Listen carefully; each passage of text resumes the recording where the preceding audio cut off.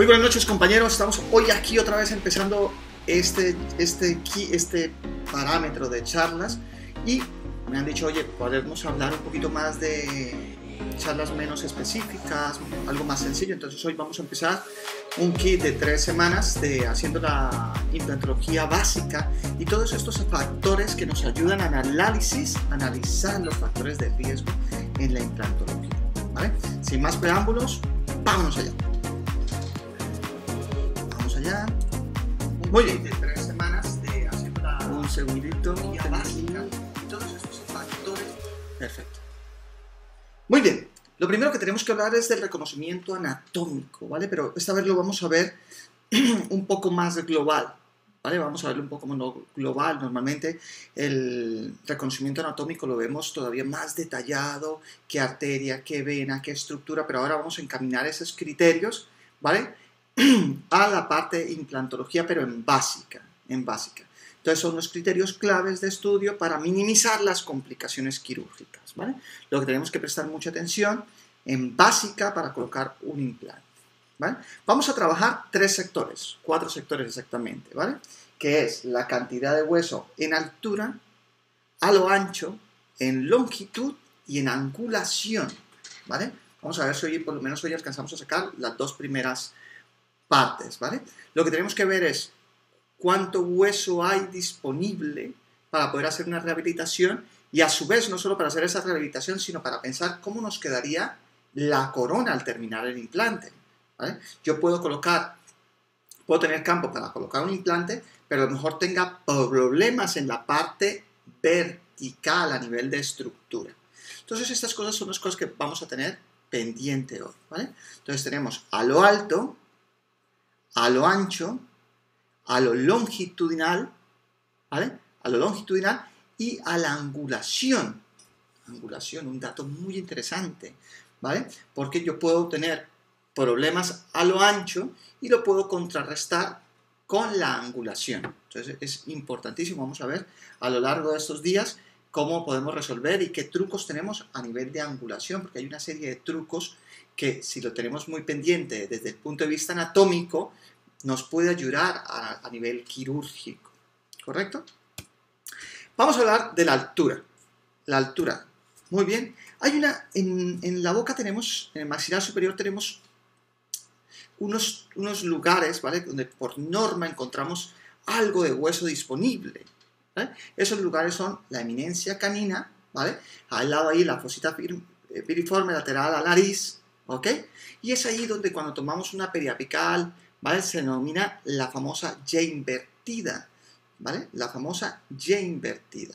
Entonces, por norma, en una pérdida de dientes parcial, ¿vale? Parcial, por norma, no siempre, por norma, en la fosa canina, la eminencia canina, ahí tenemos esa posibilidad de colocar el implante.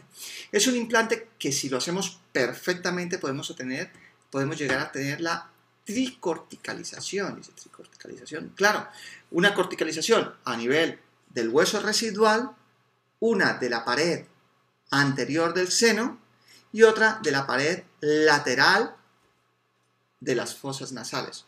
Yo no he dicho que sea fácil, se ha dicho que se puede, ¿vale? Y tenemos varios trabajos donde ahí podemos colocar el implante. Es un implante que, usted sabe que un implante que esté bicorticalizado tiene 3 veces menos posibilidad de caerse. Pues ahora tricorticalizado, pues no voy a decir que tiene 9 veces menos de posibilidad, pero ayuda bastante, ¿correcto? Tenemos lo que es el seno maxilar, esa parte de la base del seno maxilar que nos limita ese hueso residual en el sector posterior, ¿correcto? Entonces, lógicamente, cuando el seno esté más neumatizado, menos posibilidad de tener ese hueso remanente. Otra posibilidad no es solo que el seno esté neumatizado, también podemos pensar que haya una pérdida vertical del hueso remanente. Quiero decir que mi seno está en una posición idónea, es una posición bien, o sea, no hubo una reabsorción, no hubo una neumatización del seno, pero sí hubo una reabsorción. Imaginémonos, a ver, una situación. Tengo un seno perfecto, voy a sacar se me ocurre el 5 y el 6, y cuando lo voy a sacar, hago una fractura de la tabla vestibular, por consiguiente, espero 3-4 meses y hay una pérdida de ese hueso residual. El seno se mantiene, ¿vale? Como truco también interesante, les cuento que cuando la raíz de algún molar toca el seno, ¿vale? Lo está tocando, el sacar esta raíz, este diente, el 6, la neumatización es todavía mucho mayor que si voy a sacar el 6, pero no está tocando el piso del seno, ¿correcto? Entonces, al sacar ese diente, pues la neumatización es menor. Pero en este caso lo que voy es, puedo tener una neumatización o una pérdida vertical, ¿correcto? Espero haberme dado a entender. Neumatización, el seno crece, o una pérdida vertical es el seno se mantiene, pero mi hueso residual, por X motivo, lo perdí, ¿correctamente? En este caso, lógicamente, vemos que es una neumatización del seno. Si hago una línea en mi plano oclusal del hueso, ¿vale? Mi plano más oclusal del hueso, vemos que casi que podemos decir que se mantiene. Aquí hay una pérdida más marcada que en este sector, pero vamos a decir que se mantiene. En cambio, el seno está mucho más bajo, está muy neumatizado. Entonces aquí tenemos esa deficiencia de hueso, pero a expensas de una neumatización del seno, ¿correcto? Después tenemos el piso de las fosas nasales. El piso de las fosas nasales es otro límite que nosotros tenemos en el sector anterior, ¿vale? Por norma, ya lo sabemos, las fosas nasales no varían, pero sí varía mucho ese hueso residual, esos pacientes muy marcada la atrofia, ¿vale? Vamos a tener esa pérdida también en el sector anterior y esto nos dificulta hacer un implante en el sector anterior. Sí es cierto que tenemos unas posibilidades como es la elevación de fosas nasales, pero recuerde que solo podemos ganar 3-4 milímetros por mucho, ¿vale? Si estamos muy arriesgados llegamos a los 5 milímetros, pero bueno, por norma hablamos menos de 5 milímetros, 3-4 milímetros de elevación de seno, ¿ok? En determinado momento, con 2-3 milímetros vamos muy bien. Imagínense que tenemos 5 milímetros de hueso residual que nos dé para colocar un implante de 8. Bueno, buscamos esos 3 milímetros utilizando una técnica de la apófisis alveolar anterior, o sea, colocamos el implante atrás y ganamos esos milímetros y, quiera o no quiera, ahí podemos colocar 3-4 implantes para una sobredentadura, por ejemplo, ¿vale? Y después tenemos otra parte que por norma tenemos ese hueso residual, que es la tuberosidad, que con una muy buena inclinación podemos llegar a colocar un pterigoides, ¿vale? Tenemos esa inclinación un poco hacia mesial y dependiendo el libro que ustedes vean, la inclinación va de vestibular a lingual a palatino o de palatino a vestibular, dependiendo del libro que ustedes escojan, teniendo presente que la pterigoides pues es un triángulo y podemos entrar tanto desde vestibular como de palatino. Cada uno tiene sus ventajas y sus desventajas. Por ejemplo, si entro desde palatino, mi implante va a quedar en una superficie mucho más rígida, mucho más estable, ya que me estoy apoyando en el hueso palatino. Desventaja, que a nivel protésico es un implante que nos va a quedar muy adentro, por consiguiente la lengua con la prótesis, aunque sea de apoyo, no voy a decir que voy a poner un diente atrás, solo de apoyo, ya la lengua está chocando. A algunos pacientes les molesta bastante, ¿vale? Si lo hacemos desde vestibular, tenemos un hueso que no es del todo muy agraciado, ¿vale? Pero bueno, si hacemos una técnica muy buena de condensación y buscamos esa altura necesaria, podemos llegar a esa condensación y a esa estabilidad del implante. Y tendríamos un implante que molesta menos, pero también es difícil de limpiar, ¿vale? Porque queda en el flanco vestibular y es un poco más complejo de limpiar. Pero las dos opciones son válidas, ya depende de cada uno de qué libro lea y qué le gusta más, ¿no? Yo soy más de entrar desde vestibular hacia palatino. Entonces podemos decir que es en un hueso atrófico, por norma vamos a encontrar más hueso en esas famosas arbotantes. Espero a lo largo del mes de diciembre, antes de cerrar el periodo ya de este año, el ciclo de este año, hablemos de arbotantes, que es muy interesante esa charla y poder localizar las arbotantes medias, anteriores y posteriores y saber qué técnicas serían ideales en cada una de ellas, ¿vale? Sería muy interesante. Vamos a ver si llegamos a eso. Estas son las famosas atrofias reales, ¿vale? Son atrofias que en este caso, la verdad, fue una cirugía muy interesante. ¿vale? Aquí he puesto dos cortes, el primer corte muy apalatino para que se den cuenta la neumatización y el segundo corte un poco más anterior para que se den cuenta cómo mi hueso residual tiene esa angulación, ¿vale? Tiene esa angulación que es la parte coronal masa vestibular y se va inclinando haciendo esa curva hacia las fosas nasales. Esta curva es esto que estamos viendo aquí, ¿vale? Esta fue una cirugía muy interesante que la hice hace unos 10, 11 años. Muy interesante, a ver si algún día tenemos tiempo y la vemos, cómo pudimos colocar aquí 8 implantes y una fija en este periodo. Lógicamente, aquí no entré en cigomáticos, no hice técnica de cigomáticos, hicimos una técnica de 8 implantes, puse 8 implantes, pero se cayó uno, o sea, puse implantes, 7 implantes quedaron sobre una prótesis fija, ¿vale? Ya veremos cómo fue la cirugía, porque fue una cirugía en la cual se basan muchas técnicas de elevaciones de seno, técnicas de Curie, tornillo de osteosíntesis, manejo de membrana, manejo de tejidos blandos. Y bueno, realmente el resultado fue muy bien. A nivel del maxilar inferior, pues tenemos también una posibilidad de ese hueso residual, ¿no? Esa disposibilidad, pues tenemos por norma, tenemos hueso en la zona anterior de la mandíbula, por norma, ¿ok? Por norma, también tenemos en la región de los caninos, ¿correcto? Vamos a tener ahí en la región de los caninos. De ahí que podemos, siempre cuando tenemos esto pensamos en Olenford, ¿no? Una técnica al día de hoy muy discutida. Hay doctores que están muy a su favor, hay doctores que están muy en contra, hay literatura que habla muy bien del Olenford y hay la literatura nueva que no habla del todo bien. Como una opinión muy personal, creo que es una técnica buena, pero mal manejada. Quiere decir, se generalizó como técnica, se llegó a pensar que como un Olenford no había nada, ¿vale? Y se empezaron a utilizar técnicas de Olenford en pacientes que no merecían llevar un Olenford, ¿vale? Pacientes muy jóvenes, ¿vale?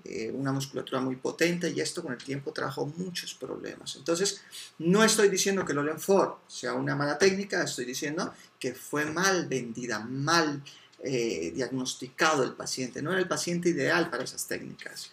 ¿Ok? Y por último nos quedamos ese hueso residual que hay por encima del conducto dentario inferior. Es un hueso que como hueso residual nos trae siempre el lugar que más problemas nos da, ¿no? Esa parte residual. Después veremos a nivel transversal que tenemos un hueso disponible por ahí escondido, pero lo vemos cuando hablemos desde el punto de vista transversal. Ahora, desde el punto de vista de altura, podemos decir que estos son los 3 lugares donde tenemos la disponibilidad. Si es cierto que en el punto C, el hueso superior al contacto dentario, pues es el que más problemas nos da. Pero eso no solo a nivel podemos pensar estos problemas no solo a nivel de colocación de implantes, esto nos da una serie de problemas a nivel de prótesis, ¿y qué le voy a colocar al paciente? ¿Correcto? Entonces, miremos un artículo muy interesante que decía que en pacientes con pérdidas mixtas, quiere decir que en los sectores anteriores tiene dientes, en los sectores posteriores no tiene, por norma el 50% de los pacientes en el maxilar superior tienen 6 milímetros y en el maxilar inferior solo el 40% pueden llegar a tener esos 6 milímetros que teníamos. Y es una cosa muy interesante porque esa pérdida se da mucho mayor en áreas de fuerza, o sea, en las áreas de masticaciones, donde más posibilidad de pérdida de hueso hay. Y eso es bastante interesante. Muy bien, y nos quedamos con ese sector anterior, que es por norma, bueno, les digo por norma, donde encontramos más hueso residual, ¿vale? Entonces de ahí técnicas como el Olenford, también ustedes saben que lo podemos hacer en el maxilar superior. No estoy del todo de acuerdo, ¿vale? Ya es que es un hueso extremadamente poroso, tiende a fallar más, pero bueno, es una alternativa para un paciente mayor, ¿vale? Utilizar un Olenford, implantes laterales con una inclinación de 45 milímetros, de 45 grados laterales al seno, pues es bastante interesante. Es muy interesante, ¿vale? Y sobre todo si somos capaces de buscar esa bicorticalización del seno, en el seno. Entonces este implante pues nos da una mayor seriedad.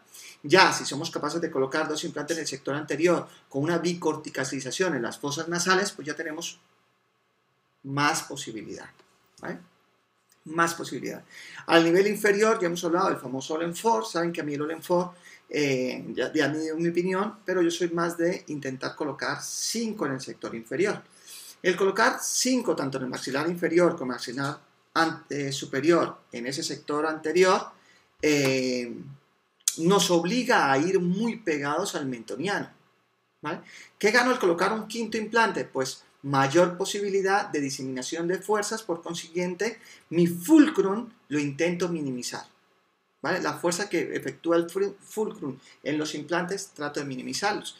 Y esto se gana muy fácilmente pegándose muy bien tanto al seno como al mentoniano. Lógicamente, tenemos que pegarnos bastante. Al pegarnos bastante, pues tiene todas esas ventajas y esas desventajas que en otras charlas anteriormente la hemos visto, ¿no? Como es, pues, a riesgo más. El estar muy pegado al seno, pues tengo la posibilidad de entrar en el seno, ¿vale? Si entro al seno, así como un dato interesante, si entro al seno 1 o 2 milímetros y el seno no está absolutamente nada contaminado, podemos decir, según un libro de complicaciones en implantología, dice que no pasa absolutamente nada. Es más, lo toma como algo bueno porque tendría las 2 bicorticalizaciones. Pero claro, solo puede entrar como máximo 2 milímetros en un seno extremadamente sano, ¿vale? Lo que no puede ser que haya, por ejemplo, en este caso, como es aquí, no sé si lo observan a mano izquierda de la pantalla, pues ese mucosele. Si este implante llega a tocar el mucosele, lógicamente se contamina y es un implante que corre el riesgo de no solo de contaminarse, sino que también de absorberse y llevárselo al seno, ¿vale? Esa migración al seno que nos da cierto miedo, ¿no? Que un implante se nos vaya al seno, porque eso implica abrir, que no pasa nada, no serán ni los primeros ni los últimos, ¿ok? Pero que si se puede evitar, se evita. En el maxilar inferior, al estar muy pegados, pues corremos el riesgo de lesionar el mentoniano. Entonces, ya saben cómo evitar esa lesión del mentoniano, es ver el nervio. Si ven el nervio, no corren riesgos, ¿vale? Pero claro, hay que ver el nervio. Miremos esa disponibilidad de hueso desde el punto de vista protésico, ¿vale? Miremoslo desde el punto de vista protésico. Desde el punto de vista protésico, por ejemplo, este es un paciente que operé hace 10, no sé si unos 13, 14 años, 12, a ver, la clínica, 12 años, sí, más o menos, y le habían hecho 2, 3 veces cirugía periodontal, el paciente fumaba 2 paquetes diarios, era la prima de mi auxiliar, enfermera, le dije todas las consecuencias que podía hacer y hicimos la cirugía, ¿vale? Entonces hicimos una cirugía con carga inmediata sobre implantes temporales, ¿vale? Son implantes muy finitos, ahora están muy de moda, pero de mantenimiento. Yo siempre los he utilizado como implantes temporarios, son implantes de 1,8. Por ahí en Instagram lo pueden ver cómo se colocan, es extremadamente fácil colocarlo, ¿vale? Es muy parecido a los implantes para ortodoncia, se colocan exactamente de la misma forma, ¿vale? De por sí es como si fuera un implante de ortodoncia, ¿no? Estos que están muy bien para traccionar, o escoges el lugar que quieres, una inclinación un poco más a distal y lo colocamos, hacemos presión y él solo entra, ¿vale? Una pequeña presión y él solo entra. Lo único es saber localizar muy bien. Si voy a hacer una tracción, por decirte algo, si me ocurre algo, voy a hacer una tracción de un premolar, de un molar, ¿ok? Y tengo que pasar en medio de 2 dientes, pues aquí el único problema que hay realmente es poder entrar en esa, sin lesionar ninguno de los 2 dientes, ¿no? Eso lo podemos hacer tanto por palatino como por vestibular, dependiendo de la necesidad de la ortodoncia que nos lleva. Siempre con una inclinación hacia distal. Fácil de colocar, es solo escoger la posición y inmediatamente. Esto es exactamente los mismos, estos implantes, ¿no? Son implantes que no necesitan fresado, tiene un poder de autorroscado extremadamente alto, extremadamente fino, lo coloco donde quiero, hago presión y él solo entra.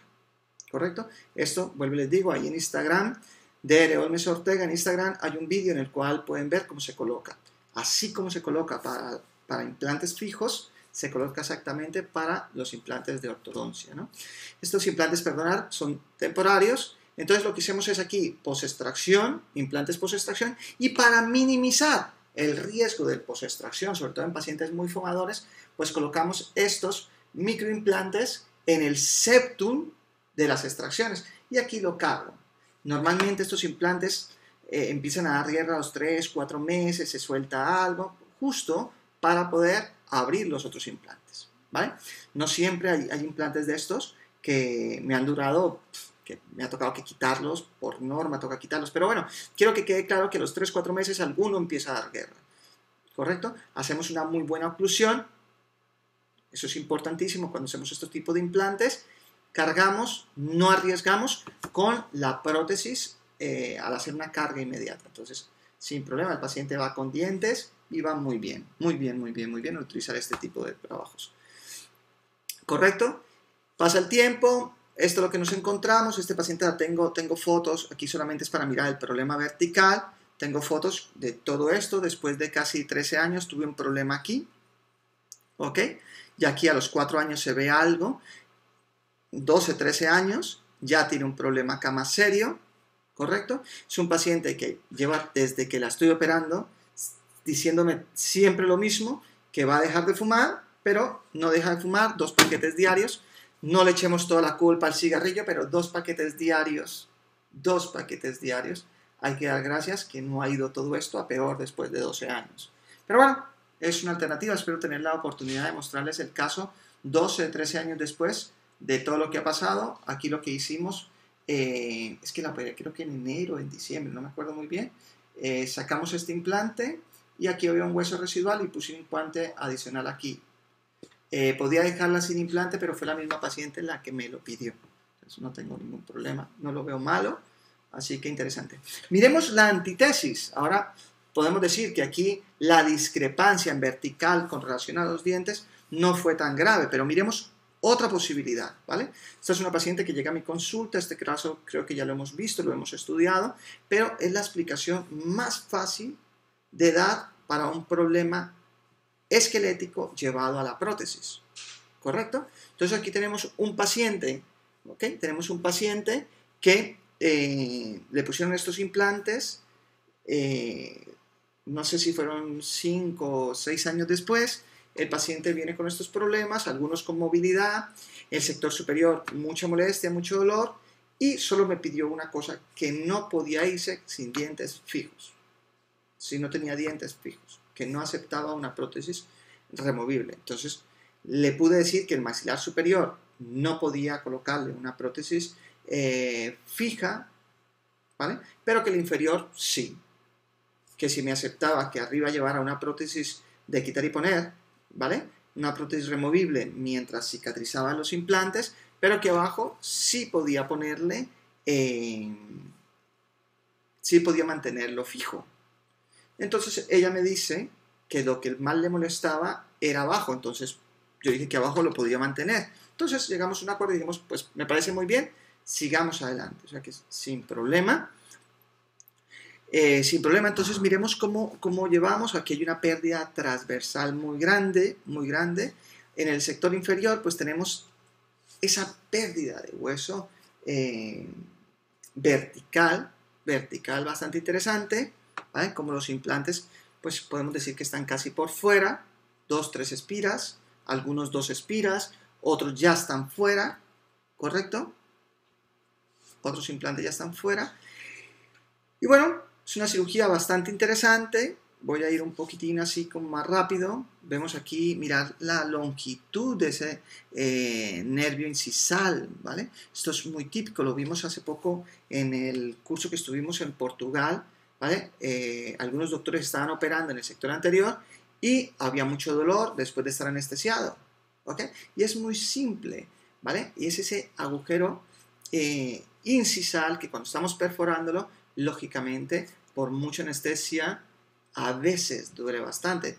Entonces esto hay que acompañarlo no solo con una muy buena anestesia a nivel vestibular, sino por lingual. Y cuando estemos trabajando, lo más probable es que necesitemos una anestesia intraósea, ¿vale? Intraósea, ir a buscar el nervio incisal, que perdónenme, que también hay que recuerden que lo acompaña de una arteria y una vena también, lógicamente, y una arteria, pero aquí lo interesante es cuando se rompe esta arteria, este nervio, como por el alvéolo empieza a sangrar, muy interesante la arteria incisal, nada para preocuparnos, pero sí para pensar y tener una duda de, ¿será que me he salido por lingual? Porque por lingual sí hay una vena que me asusta, ¿vale?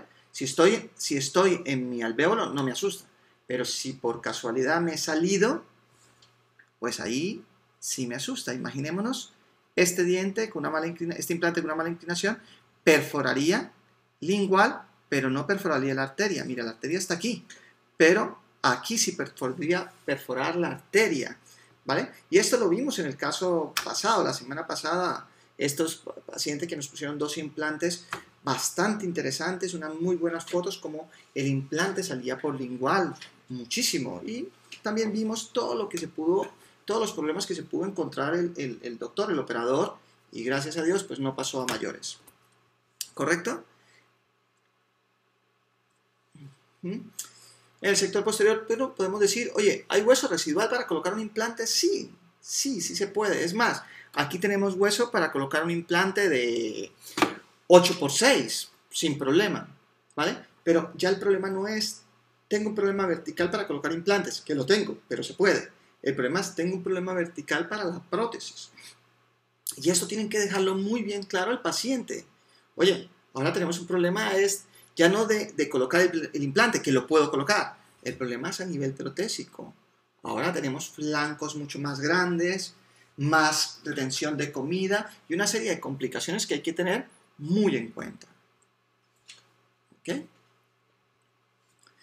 Y ese es el trabajo que nos encontramos, los implantes por fuera, dolor, ¿vale? Poco tejido blando, queratinizado. Mirad, prestar mucha atención a estas situaciones, ¿vale? Mirar esto, esta es una situación, ya no voy a hablar de los implantes porque se perdió, qué pasó, no, pero lo que sí puedo comentarles es que cuando se hizo esta cirugía no se tuvo en cuenta los tejidos blandos, y eso lo veo muy a menudo, Y yo a mis alumnos, y se los decía hoy en esta semana que estuvimos en Portugal con el equipo, ustedes tienen que decidir de qué grupo quieren ser, ¿vale? Del que ponen tornillos, que es válido, o el grupo que quiere hacer cirugía. El que quiere hacer cirugía tiene que pensar no solo en el tornillo. El tornillo es el fin, ¿vale? Es poner un tornillo, eso no tiene gracia. La gracia es cuando esté ese implante puesto, se mantenga en el tiempo. Esa es la gracia.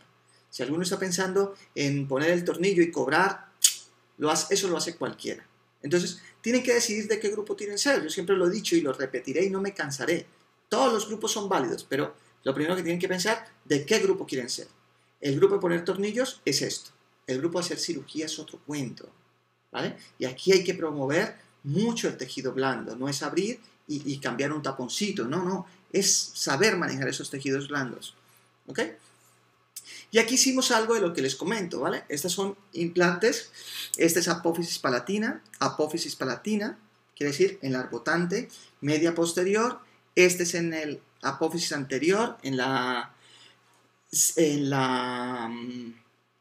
eminencia canina, buscando esa arbotante media. Y aquí estamos en el sector anterior, si se fijan, ¿vale? Aquí estoy en casi la angulación, buscando la bicorticalización en un lateral, y aquí estoy buscando la bicorticalización en las fosas nasales, aquí en la eminencia, aquí en la apófisis palatina y en la apófisis palatina. O sea, estos son implantes todos muy corticalizados. O sea, bien, está muy bien, pero eso significa que arriesgué muchísimo.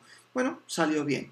En el sector inferior, pues hicimos algo un poco más interesante, ¿no? Hicimos un famoso Olenford, si se fijan, inclinado al nervio, buscando el nervio aquí, un poco más complejo, porque no solo estoy buscando el nervio, sino estoy tratando de pasar por debajo del implante para poder asegurarle al paciente la prótesis fija que ella necesitaba, ¿vale? Y aquí son implantes de 12 milímetros laterales al dentario. Esta es otra técnica que la veremos, ya la hemos hablado, pero la veremos más adelante cuando hablemos de la disposición de huesos desde el punto de vista transversal. ¿Vale? Recuerden, no nos salgamos del enfoque. Aquí estamos viendo, puedo poner implantes, pero tengo un problema a nivel protético, ¿vale? Y esto lo tiene que saber el paciente. Oye, yo te voy a poner los implantes, pero vamos a tener un problema vertical. O sea, doctor, ¿y lo podemos solucionar? ¡Claro! Claro, está dispuesta a hacer un injerto de todo el maxilar, estar más o menos un año sin prótesis, ningún tipo de prótesis para ganar 3, 4, 5 milímetros si acaso, ¿vale? Sí es cierto que están, muchos artículos muestran que se puede ganar 6, 8 milímetros, ¿vale? Algunos 10, yo no creo mucho, pero bueno, hasta 7 lo tengo más asumido. Pero, ¿cuántos de esos 7 milímetros se convierten en 4, 3, 5 milímetros? Creo que es la mayoría, ¿ok? Entonces, que ganemos 4 o 5 milímetros al lado y lado, lógicamente eso nos da 8 milímetros de ganancia. Genial. Pero ¿estás dispuesto a pasar un año sin ningún tipo de prótesis? Es una opción, ¿vale? Es una opción. Muy bien. Vamos a hablar desde el punto de vista a lo ancho. ¿Correcto? Vamos a ver desde el punto de vista a lo ancho. A lo ancho, pues, es la disponibilidad que tenemos realmente que en determinado momento más nos da dolor de cabeza, ¿vale? Sí es cierto que si vamos a hablar de regeneraciones verticales y transversales, siempre nos va a gustar más una regeneración transversal que una vertical. Es más predecible, como dice la doctora, ¿vale? No solo en los tejidos, y ahorita coloco yo la palabra, la doctora Mónica, más predecible a nivel transversal la regeneración que una regeneración vertical. Por ejemplo, esta es una regeneración transversal muy interesante y es lo que nosotros llamamos una regeneración transversal pura. Quiere decir, no hay nada de pérdida y si hay un milímetro, milímetro y medio de pérdida vertical, que eso no tiene interés, no nos importa en este caso nada. En cambio, sí tenemos un problema transversal, tanto vestibular como palatino. O sea, es una pérdida transversal pura, tanto vestibular como palatino. Esta es una regeneración que podemos decir entre las complicadas, las fáciles, ¿cierto? Entre las complicadas, las fáciles. Aquí podemos pensar en varias técnicas, ¿vale? A ver que se me ocurra una. Desde más fácil a más difícil. A ver, de más fácil, pensaría en una técnica de regeneración simple, ¿vale? Podríamos pensar en una técnica de regeneración tipo Urban, un tipo Curie, que lo he visto mucho por Instagram, que me parece como matar moscas a cañonazos. Respetable, no tengo ningún problema. Pero creo que para hacer esto hay otras técnicas mucho más fáciles, pero respetable. Una simple malla también iría bastante bien, con un buen manejo de tejidos blandos. Y una expansión con regeneración transversal, eso es interesante. O sea, hago un corte, hago la expansión, va a haber una fractura, y voy a hablar mal en tallo verde, porque en una fractura en tallo verde, porque ya quitamos el término tallo verde, solo utilizamos el tallo verde para jóvenes por debajo de 18, 20 años por debajo de eso, llamamos fractura en tallo verde. Es una terminología que se utilizó hasta hace 8 años, a partir de hace 8 años los artículos dicen fractura. Pero aquí podemos, para mantenernos, saber de qué estamos hablando, es esa fractura que no hay desprendimiento. Entonces yo aquí puedo hacer una expansión, ¿vale? Una expansión sin fractura de desprendimiento, coloco mis tornillos de osteosíntesis y hago mi regeneración transversal adicional. Es otra forma de hacerlo. Un poco más compleja, Más predecible, discutible, ¿vale? Para los que hacemos expansión diríamos que sí, para los que no hacen expansión dirían que no, que mejor una técnica de tienda de campaña, 2 tornillitos y ponemos una membrana. Para otros que les guste más, ahora está muy de moda las PTF, las politetrafluoretileno con refuerzo de titanio, están muy de moda. Al que le guste ese tipo de técnica dice, oh, aquí una PTF va de muerte. Los que le utilicen una membrana de pericardio diría, mira, esto lo manejo con una membrana de pericardio, me va de muerte. Cojo un poquito de hueso, levanto un poco más, me voy a la zona superior de los ápices, ¿vale? Buscando ahí espina nasal anterior, por esa zona, cojo hueso, raspo y utilizo algo de hueso más un heterólogo, pongo membrana, 4 o 5 chinchetas y de perla. O sea, quiere decirte que hay muchas más soluciones. O sea, yo lo único que les digo a mis alumnos, nada es lo mejor, ¿vale? Lo que sí puedo decirles es que hay muchas modas. Eso sí, cuando salieron los tornillos de osteosíntesis y la técnica en tienda de campaña era lo mejor. Después salieron las PTF, lo mejor son las PTF. Después salió el Curie, lo mejor es el Curie. Después sale Urban, lo mejor es Urban. No. Sí es cierto que cada una tiene una indicación más predecible que otra, porque yo he visto hacer Urban para todo y les va muy bien, ¿vale? Por lo menos lo que muestran. Yo por norma no veo mucho por Instagram, ni Facebook, ni nada de estas cosas que a alguien le vaya mal. Creo que soy el único que le va mal, y peor aún, que soy el único que las muestra, ¿no? O sea, no sé si soy yo la falta de habilidad que tengo o lo que sea, pero no todo va bien, ni todo va mal. Entonces, lo que sí es cierto es escoger la técnica y todas van bien y todas van mal. Créanmelo, por experiencia se los digo, ¿vale?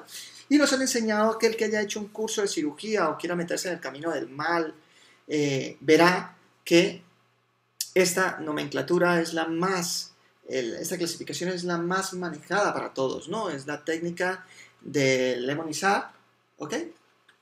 Y tiene una serie de mediciones que todo el mundo se quiere aprender. Y esto es más como para tener una orientación del que nos vamos a encontrar.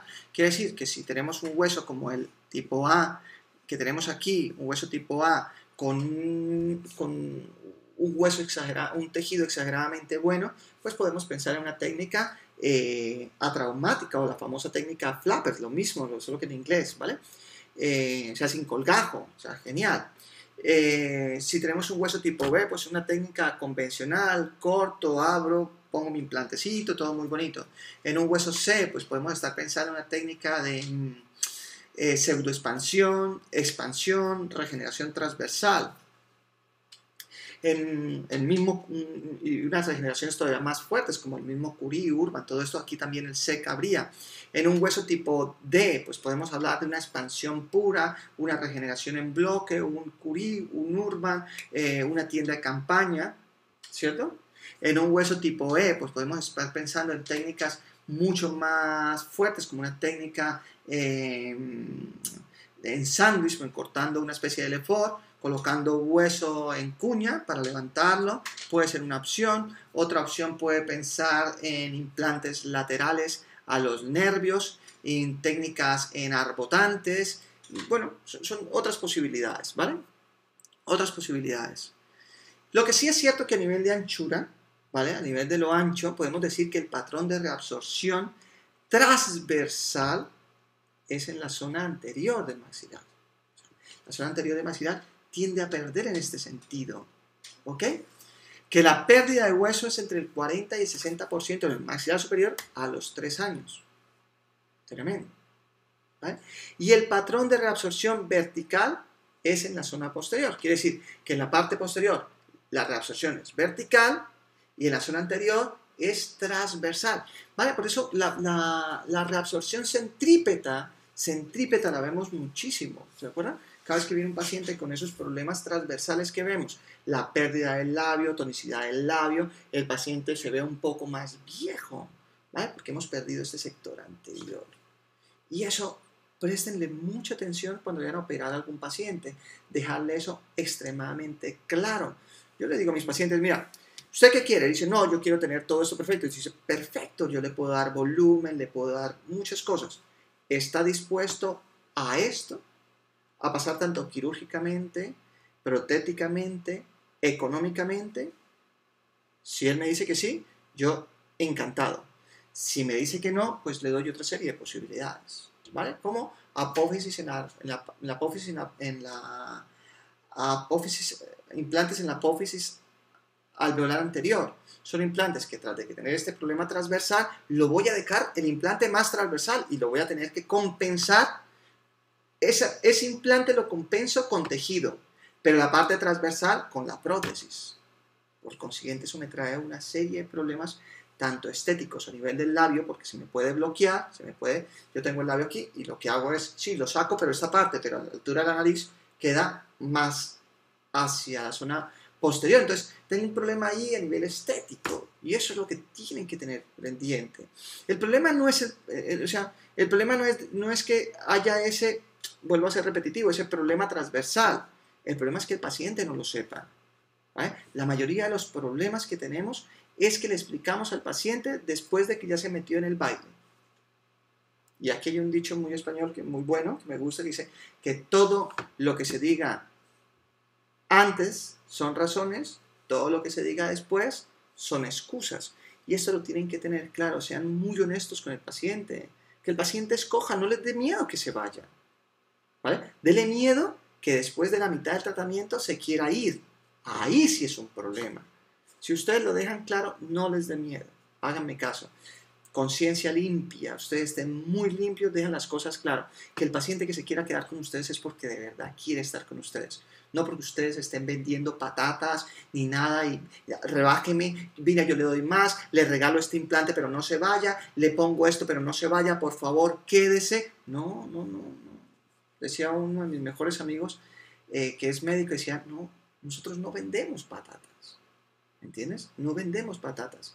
¿Vale? Oiga, deme la ñapa, regáleme esta librita. No, esto es lo que hay. ¿Vale? No le dé miedo. No le dé miedo en ser honesto con el paciente. ¿Correcto? Y ese es uno de los problemas. Mucho cuidado con todos estos pacientes atróficos con la prótesis. Y déjenlo claro desde un minuto. Y por norma, les diría que yo empeoro la situación. Yo a mis pacientes, si va a salir mal, de 1 a 10, siendo 10 mal y va a salir 6, yo le digo que va a salir 9 mal. Porque para mí, si es por debajo de 5, el paciente ve un milagro. Si me sale mal por encima de 9, por encima de 6, ya sabía que podía complicarse. No les dé miedo, ¿vale? Con relación al maxilar inferior, pues la pérdida es 65% en el primer año. Por consiguiente, 4 veces más posibilidad, mayor reabsorción en el maxilar inferior. Complicado. ¿Correcto? Muy bien. Esta es una cirugía que hice, esto es una expansión que hice con todas las consecuencias. Esto espero algún día explicarles. Esta fue una de las cirugías que psicológicamente más duro me ha dado a nivel laboral. Creo que fue la cirugía que psicológicamente me ha hecho temblar más, porque aquello salió todo mal. Las fotos son muy bonitas, pero aquello salió todo mal. A nivel de expansión, créanme que he hecho muchísimas expansiones y no les voy a decir mentir, no todas me han quedado bonitas, pero esta, en concreto esta, ha sido la peor, no solo que me haya quedado, sino todas las consecuencias que me trajo, ¿vale? Espero un día que hable de complicaciones y errores míos, que pienso sacar una de esas para final de año, solo mostrarle todas las cosas malas que me han sacado, que me ha tocado, y esta ha sido la peor que me ha pasado, ¿vale? Esto, me acuerdo que me subí al coche y quedé, como llamo yo, tocado, o sea, bastante mal. ¿Listo? Otro día se las cuento. Muy bien. Este es en el sector anterior. Pasé de casi 2 milímetros a un poquito más de 5 milímetros, ¿vale? Aquí esta parte un poco mejor. Perfecto. Miremos esta parte. Tenemos un paciente con un problema transversal más una regeneración con una pérdida de tabla por el quiste que tenía en el premolar, ¿vale? Es una cirugía que, esta cirugía me gusta porque es la antítesis. Podemos decir que todo lo que se hizo está mal, pero el resultado fue bueno. Por eso me gusta este tipo de cirugías, porque es complicado y este es el ejemplo de por qué les digo que la cirugía es otra cosa, es otra cosa y hay que vivirlo con pasión, porque pasan situaciones como esta. Mirad, voy a ser muy autocrítico, ¿vale?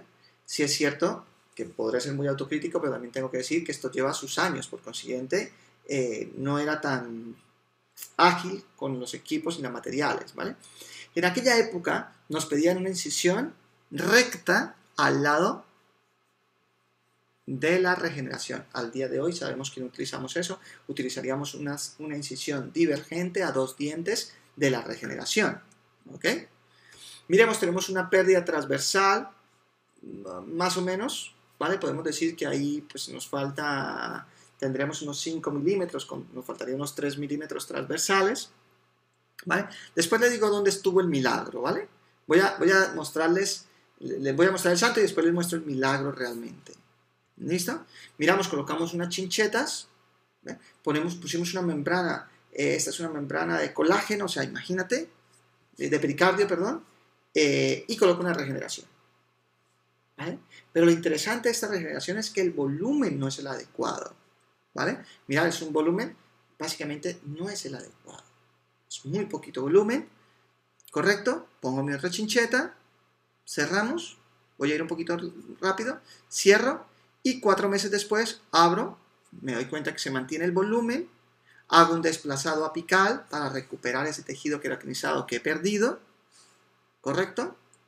Con su pequeño defecto, y después hablaremos estos trucos que lo tengo en otra charla, cuando no puedo suturar a periósteo, ¿no? En qué momento pongo una chincheta para fijarlo al periósteo, y tengo un volumen bastante adecuado, pongo mis implantes, y bueno, a partir de aquí es carpintería, ¿no? Y ponemos una prótesis provisional en carga inmediata. Pero no es eso lo que quiero mostrarles. La pregunta es, oye, Olmes, ¿por qué, siendo tan erróneo todo, funcionó? Y es muy simple, mirad. Esto lo sabemos hoy en día. En su momento no lo sabían, ¿correcto? Y es, aquí tengo un pico óseo alto, se mantuvo. Si ese pico óseo no fuera alto, esa regeneración no hubiese fallado, porque el volumen que le di fue insuficiente, pero fue justo para mantener esos picos óseos. Después, aunque aquí no se ve, en los alvéolos hice preservación alveolar, ¿vale? En los alvéolos hice preservación alveolar y eso me mantuvo ese volumen. Por consiguiente, podemos decir que entre lo malo, lo menos malo. Al día de hoy no hubiese hecho esta cirugía así. Aunque podía haber utilizado la misma membrana, el mismo hueso, tal, mi incisión hubiese sido diferente, mis chinchetas hubiesen sido diferentes, el tensado de la membrana hubiese sido todavía más rígido, más tenso, ¿vale? Mucho más tenso, hubiese dado mucho más volumen. Mirad, esto está suelto, totalmente suelto, ¿ok? Pero salió bastante bien, manejamos el tejido, lo pusimos, colocamos los implantes, ¿correcto? Y el torque fue lo suficientemente bueno como para hacer carga inmediata.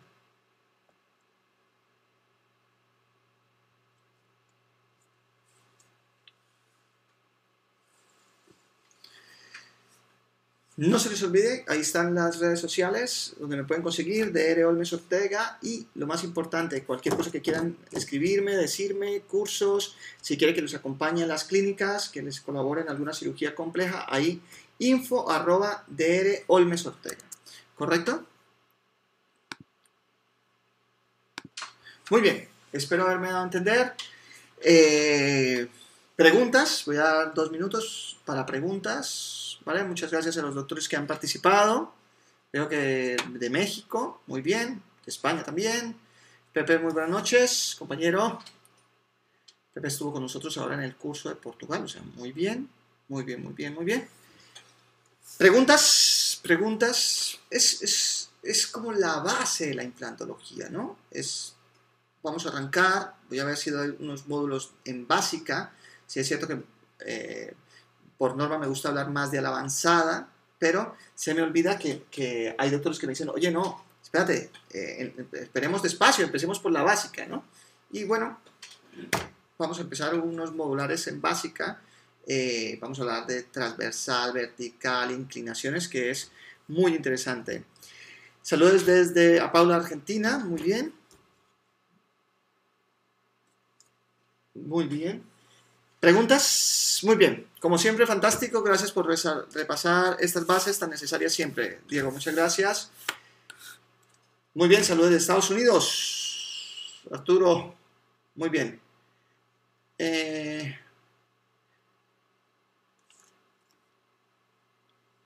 Muy bien, muchas gracias, Mónica. Muchas gracias, Arturo. Mucho ánimo. Pues nada, compañeros, nos vemos el próximo lunes a ver si terminamos este tema. Yo lo escribo para los cursos, estoy estudiando fuerte. Muy bien, quiero aclarar bien mis ideas. Muchas gracias. Perfecto, perfecto, perfecto. Muy bien. No siendo más, nos vemos pronto la próxima semana. Recordad, cualquier cosa, me escriben. Guillermo desde Málaga, un abrazo. José Pepe, un abrazo. Nieves, gracias a ustedes. Que pasen muy buenas noches. Se despide Olmes Hotel. Que estén bien. Chao.